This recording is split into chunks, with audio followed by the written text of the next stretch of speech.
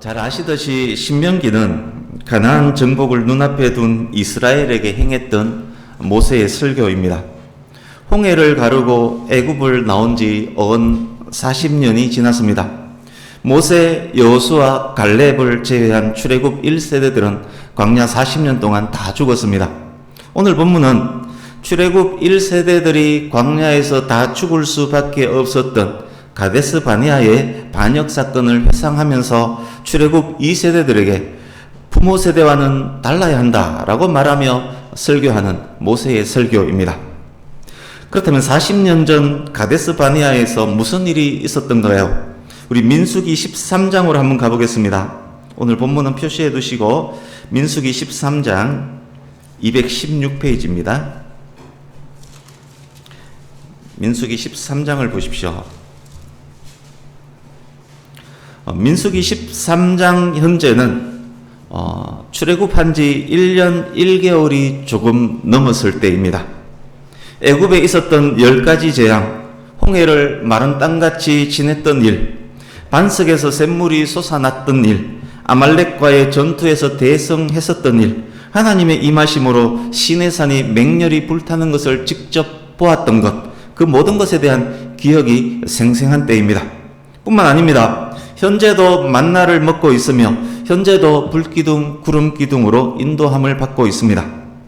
그런 그들이 바란 광야를 지나 가나안 땅을 눈앞에 둔 가데스 바네아에 이르렀습니다. 13장 1절부터 요약 설명을 하겠습니다. 눈으로 따라 읽으면서 들으시면 되겠습니다. 하나님께서 모세에게 각 지파에서 한 명의 정탐꾼을 선발해서 가나안 땅을 정탐하라 명령하십니다. 12명이 남쪽에서 북쪽으로 쭉 올라가면서 40일간 가나안 땅을 정탐하고 돌아옵니다. 25절에서 29절을 보십시오. 정탐 결과를 이렇게 보고합니다. 그곳은 좋은 땅입니다. 그 땅의 성들은 크고 견고합니다. 그 땅에 기골이 장대한 장군들이 많습니다. 거기에 이런 족속들이 살고 있었습니다. 30절 보십시오. 정탐꾼 중 한 사람이었던 갈렙이 말합니다. 자, 이제 올라가서 점령합시다. 우리가 충분히 이기고도 남습니다. 31절에서 33절 보십시오. 갈렙의 말을 듣고 이스라엘 백성들이 발끈합니다. 무슨 소리? 성이 크고 견고하며 거인 장군들이 수두룩한데 무슨 수로 우리가 점령한다는 말이냐? 그들에 비하면 우리는 메뚜기요. 이제 14장 1절 이하를 보십시오. 백성들이 통곡을 합니다. 하나님과 모세와 아론을 원망합니다. 다른 지도자를 세우고 애굽으로 되돌아가려고 합니다. 여호수아와 갈렙이 옷을 찢으면서 회중들에게 말합니다. 너희들 정신 차리라. 여호와를 거역하지 말아라. 하나님께서 주신 아름다운 땅이다. 빨리 점령하자. 그래서 백성들이 여호수아와 갈렙을 돌로 쳐 죽이려고 합니다. 이것이 가데스 바네아의 반역 사건입니다. 모세에 대한 반역이 아니라 이것은 하나님에 대한 반역입니다. 26절에서 38절 보십시오. 14장 26절에서 38절. 이 일로 반역했었던 당시 나이 20세 이상 모든 백성들은, 여호수아와 갈렙을 제외한 모든 백성들은 약속의 땅 가나안으로 들어갈 수 없게 되었습니다. 40년 광야길에서 방랑하다가 죽어야만 했습니다. 부모의 반역으로 당시 20살 미만의 자녀들, 그리고 이후에 태어난 자녀들도 광야 생활을 해야만 했습니다. 방금 확인한 민수기 말씀은 반역이 일어났었을 때 그 당시를 묘사한 것입니다. 이제 오늘 본문으로 갑니다. 오늘 본문 신명기는 그때 그 일, 그 당시를 회상하면서 요단 동쪽 모압 평지에서 그 당시 20세 미만, 그리고 그 이후에 태어났던 사람들, 즉 출애굽 2세대들에게 행했던 설교입니다. 반역했던 그 사람들은 이미 다 죽었습니다. 그들의 부모는 다 죽고 남았던 사람들, 살아남았던 그 사람들에게 행하고 있는 설교가 오늘 본문입니다.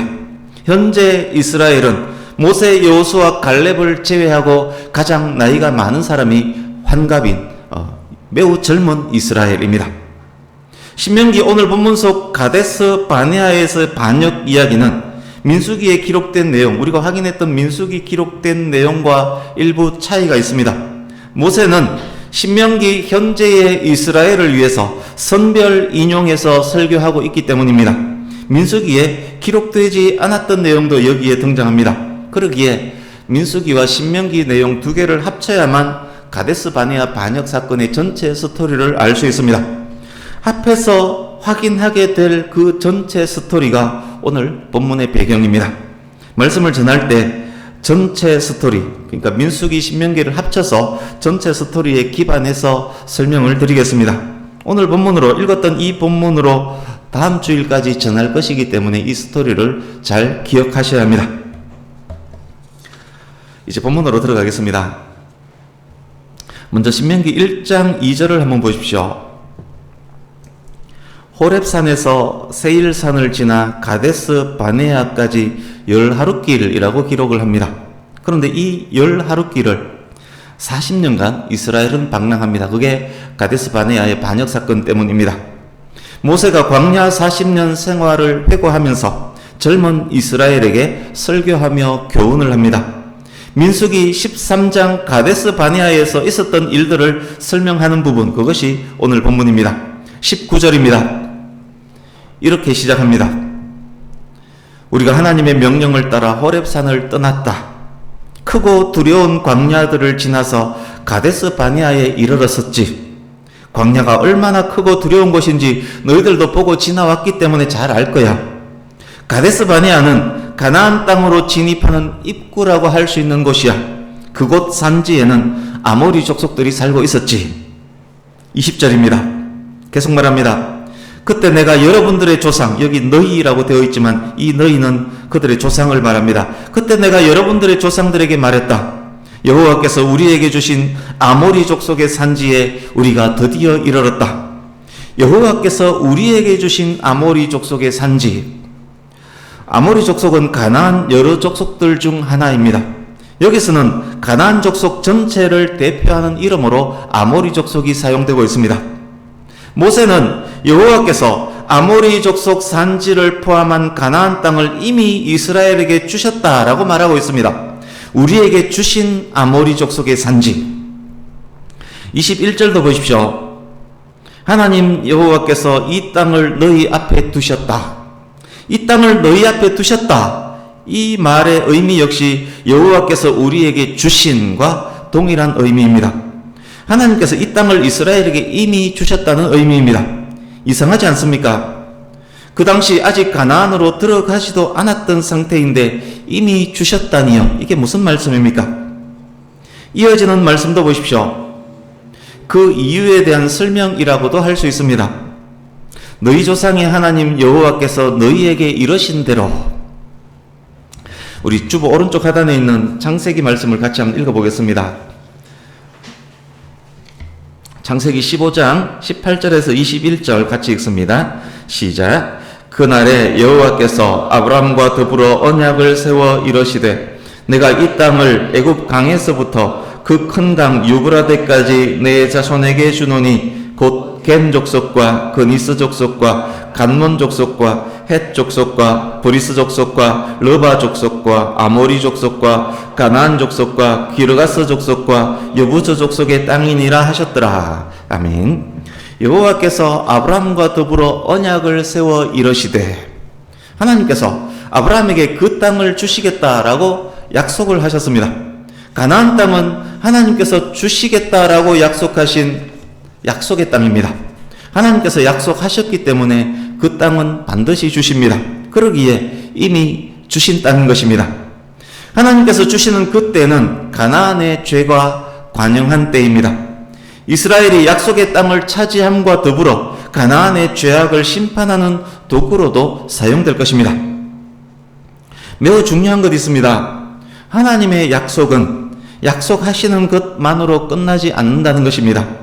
복된 약속과 함께 그 약속에 걸맞는 책임을 꼭 요구하십니다. 언약의 명령이 뒤따르는 것입니다. 약속을 받은 이스라엘은 이제 가나안을 점령해야만 합니다. 명령에 대한 순종이 있어야 합니다. 21절 뒷부분 보십시오. 그래서 그때 모세가 명령했습니다. 올라가라, 차지하라, 두려워하지 말라, 주저하지 말라. 순종함으로 용감하게 올라가서 하나님께서 주신 땅을 취하라는 명령입니다. 하나님의 약속을 의심하지 말고 정복하라는 명령입니다. 언약에는 실행이 따른다는 명령입니다. 최근에 갈라진 홍해를 발로 걸어왔기 때문에, 최근에 바위에서 솟구쳐 흘러나오는 물을 맛보았기 때문에, 최근에 아말렉과의 전투에서 대성을 했기 때문에, 그러기에 하나님의 위대하심을 누구보다 잘 아는 이스라엘 백성이기 때문에 그 명령은, 모세가 한 그 명령은 능히 수행할 수 있는 명령이었습니다. 능히 수행할 수 있는 그 명령에 이스라엘 백성들은 순종했을까요? 올라갔을까요? 차지했을까요? 두려워하지 않고 주저주저하지 않았을까요? 민수기 13장 당시 이야기를 모세를 통해 듣고 있는 신명기 1장 현재의 출애굽 2세대들, 자기 조상들은 순종했을 것이다. 적어도 자기 부모는 순종했을 것이다. 그런 생각을 하면서 더욱 귀를 쫑긋 집중하고 있었을 것입니다. 22절 보십시오. 너희가 다 내 앞으로 나와 말하기를. 모세가 전한 하나님의 명령에 당시 이스라엘이 다 모세 앞으로 나왔습니다. 한 명도 빠짐없이 다 나왔다는 말은 아닙니다. 모세 텐트 주변을 가득 채울 만큼 많은 사람들, 나름 애헴한다는 사람들이 몰려왔다는 말입니다. 무엇이 급했기에 그렇게 다 모여들었을까요? 몰려온 그들이 무엇라고 말했었는지 모세 통해 계속 들어보겠습니다. 민수기에는 기록되지 않았던 내용이 이제 여기에 나옵니다. 우리가 사람을 우리보다 먼저 보내요. 우리가 뭐뭐뭇을 보내요. 원어에 보면 이것은 1인칭 청유형, 1인칭 권유형으로 쓰여졌습니다. 우리가 보냅시다 라는 의미입니다. 의견 취합한 상태에서 나름의 결론을 들고 모세에게 몰려왔다는 말입니다. 다 와서 이렇게 말한 것입니다. 우리가 사람을 먼저 보냅시다. 그 사람들이 우리를 위하여 그 땅을 정탐하게 합시다. 어디로 올라가서 어떤 성읍으로 들어가는 것이 좋을지 알아오게 합시다. 전쟁에는 전략과 전술이 필요하지 않습니까? 미리 정탐하는 것, 그거 합리적 전술이지 않습니까? 그러니 모세여, 우리가 사람을 먼저 보냅시다. 몰려와서 그렇게 이야기했습니다. 그들은 하나님의 뜻, 하나님의 명령보다 이성과 경험에 의존하고 있습니다. 사람을 앞세우고 있습니다. 사람으로 하여금 길을 열도록 만들려고 하고 있습니다. 합리적이고 이성적인 것처럼 보였지만, 정탐 후에는 순종할 것처럼 보였지만 그렇지 않았습니다. 전략, 전술, 경험을 내세우며 사람을 먼저 보냅시다 제안했던 이유는 너무도 두려웠기 때문입니다. 두려웠기 때문에 그 두려운 명령에 순종할 마음조차도 없었습니다. 그들은 지금 주저주저하고 있는 것입니다. 그때 모세가 어떻게 했을까요?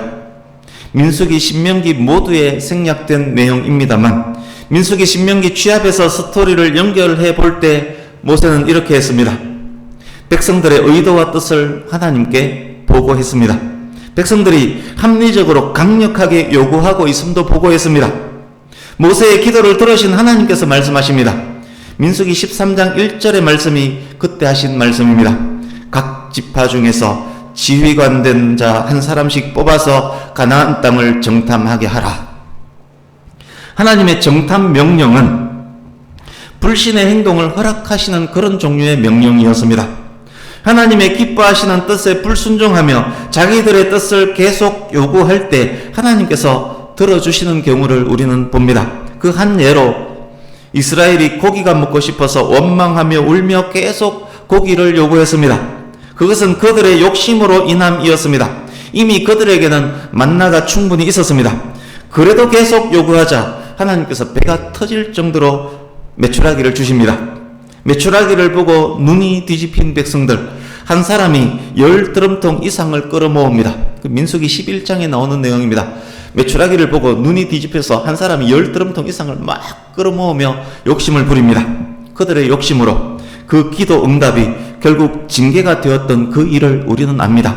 그러니까 하나님께서 이 요구를 들어주시는 것은 하나님 본심이 아니라, 하나님 본의의 뜻이 아니라 불합리한 것을 계속 요구하기 때문에 하나님께서 징계의 차원에서 들어주신 것이다. 그렇게 이해하면 정확한 이해가 될 것입니다.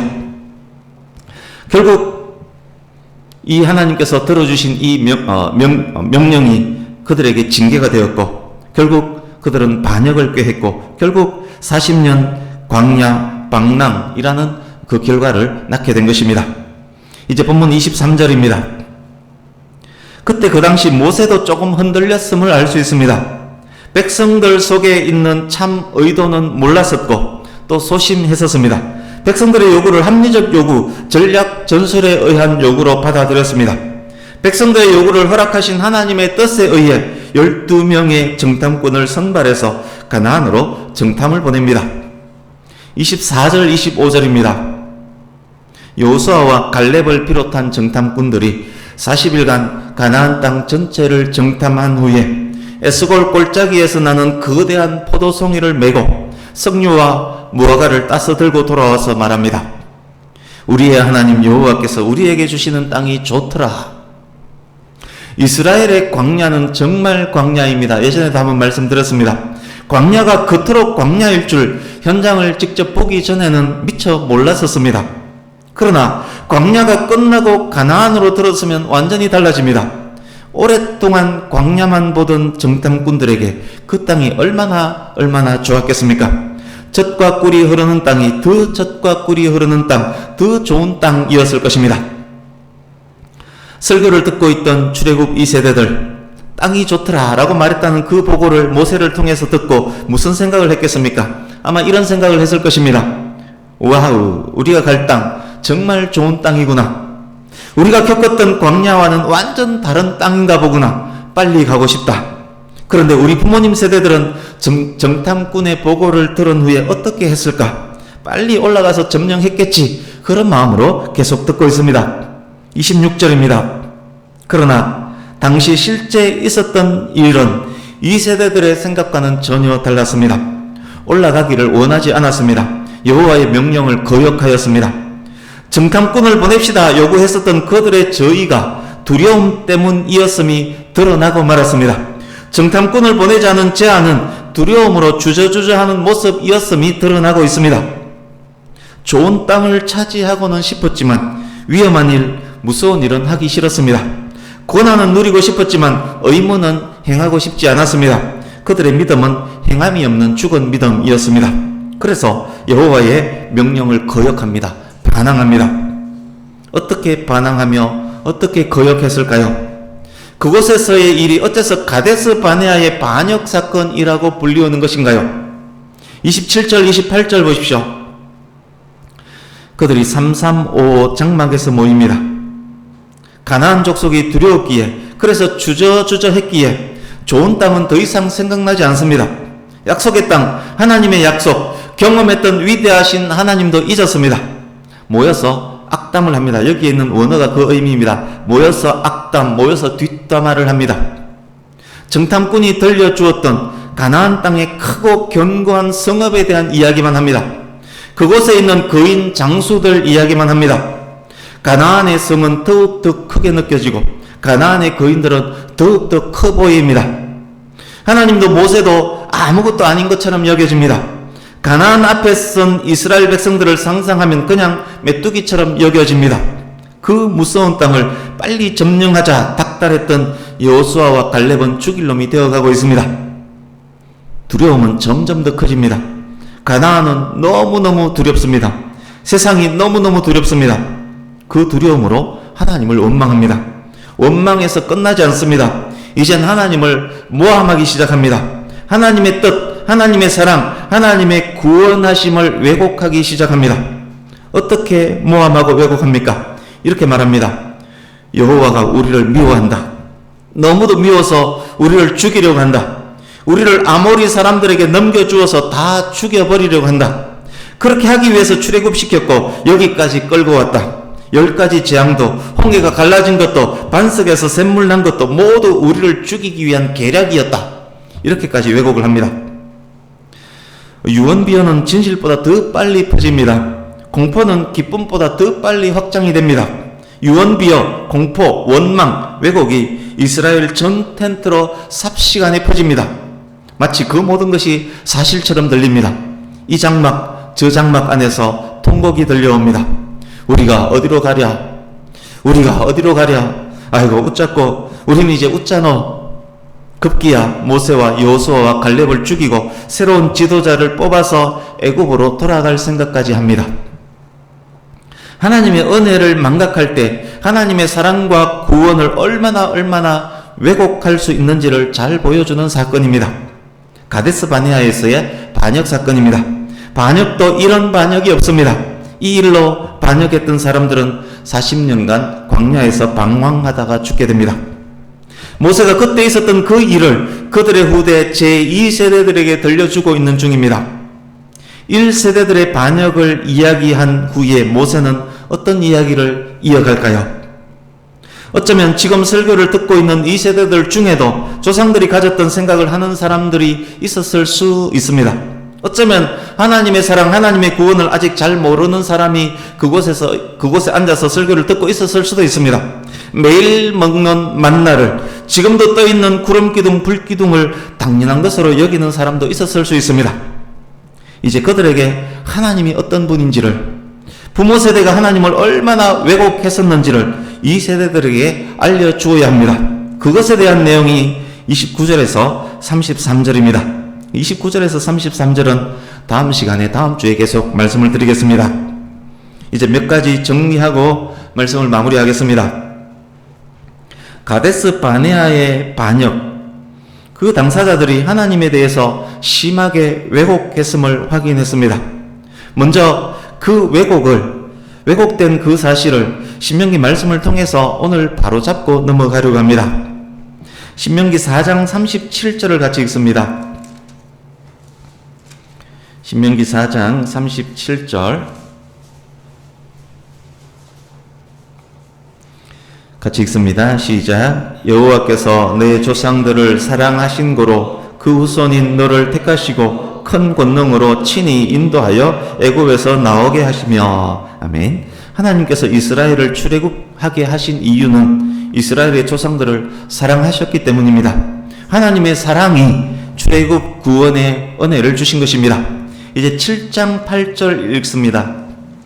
신명기 7장 8절 같이 읽습니다. 시작. 여호와께서 다만 너희를 사랑하심으로 말미암아 또는 너희의 조상들에게 하신 맹세를 지키려 하심으로 말미암아 자기의 권능의 손으로 너희를 인도하여 내시되 너희를 그 종되었던 집에서 애굽 왕 바로의 손에서 속량하셨나니. 아멘. 여호와께서 다만 너희를 사랑하심으로 말미암아 너희 조상들에게 하신 맹세를 지키려 하심으로 말미암아. 이스라엘의 출애굽은 광야로 끌어내서 가나안에 넘겨주어 다 죽이려 하심이 아니라 하나님께서 사랑 때문에, 약속을 지키시는 하나님의 신실하심 때문입니다. 이제 10장 15절을 읽습니다. 10장 15절 같이 읽습니다. 시작. 여호와께서 오직 내 조상들을 기뻐하시고 그들을 사랑하사 그들의 후손인 너희를 만민 중에서 택하셨음이 오늘과 같으니라. 아멘. 하나님께서 베푸신 구원의 은혜는 기뻐하시고 사랑하셨기 때문입니다. 그 은혜는 그들의 후손에게까지 미칠 것입니다. 그렇습니다. 하나님께서 우리를 택하시고 구원하신 것은, 하나님께서 독생자를 주신 것은 저와 여러분을 이처럼 사랑하셔서 예수님을 믿음으로 구원을 받게 하려 하심입니다. 그러나 하나님을 모르는 사람들은, 두려움의 종이 된 사람들은 그것을 왜곡하며 자기 뜻을 따라 자기만의 생각으로 살아갑니다. 결국 그들은 세상의 종으로, 사탄의 종으로 망하게 되는 것입니다. 이제 둘째, 출애굽 1세대들의 불순종과 반역으로 말미암아 당시 20세 미만의 젊은이들, 그리고 그 이후에 태어난 아이들, 그들까지 광야 40년 방황 생활을 해야만 했음을 말씀드렸습니다. 그렇습니다. 윗세대들의 불순종이, 부모의 불순종이 자식에게까지 영향을 미치게 됩니다. 성도된 저와 여러분이 만약 불순종을 하게 된다면 우리 자녀 세대들, 우리 자녀들에게까지 그 영향이 미치게 될 것입니다. 그것은 또한 무슨 말씀도 됩니까? 저와 여러분의 순종은 자녀들의 복도 될 것이라는 말씀입니다. 사랑하는 성도님 여러분, 우리를 위해서뿐만이 아니라 사랑하는 우리 자녀들을 위해서라도 우리는 더욱 하나님의 영광을 위해서 더욱 하나님의 말씀에 순종하며 살아야 할 것입니다. 세 번째, 종의 습성, 노예의식에 대해서도 말씀드리려고 합니다. 이스라엘 백성들은 400년 이상을 애굽의 종으로 살았습니다. 불쌍히 여기신 하나님께서 그들에게 은혜를 베푸셨습니다. 그들을 구원하기 위해 지도자 모세를 보내주셨습니다. 하나님의 큰 권능을 보여주셨습니다. 구원받은 그들이 이제 하나님 안에서 자유를 누리게 되었습니다. 출애굽한 그들 이제 자유를 누리게 되었습니다. 그런데 구원받은 그들이 주어진 은혜와 자유, 권능을 누리지 못하고 있습니다. 분별력도 없고 바른 결정도 하지 못합니다. 종의 습성이 몸에 배었기 때문일 것입니다. 본문 반역 사건의 원인 중 하나도 종의 습성일 것입니다. 쉽게 두려워합니다. 모험을 싫어합니다. 주저주저합니다. 그냥 주는 것 먹으면, 때리면 맞던 때를 오히려 그리워합니다. 그렇게 종으로 살다가 죽는 것을 더 좋게 여기고 있습니다. 성도 중에도 그런 사람들이 있습니다. 죄의 종에서 해방되었지만, 하나님의 자녀가 되었지만 여전히 옛 습성에 얽매여서 삽니다. 여전히 옛 종된 생활을 그리워합니다.